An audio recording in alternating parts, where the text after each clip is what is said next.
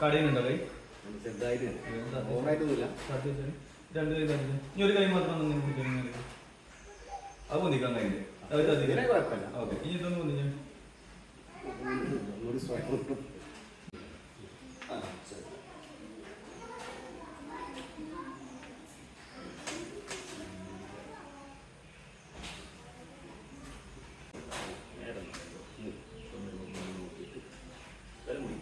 തളർത്തിയിട്ടാല് നമുക്കൊരു സിമ്പിളാണ്. 1x2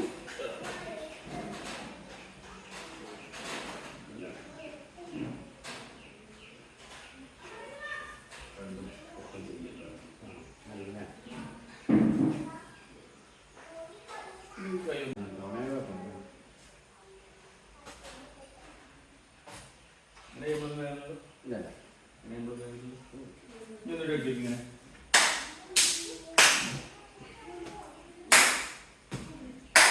okay.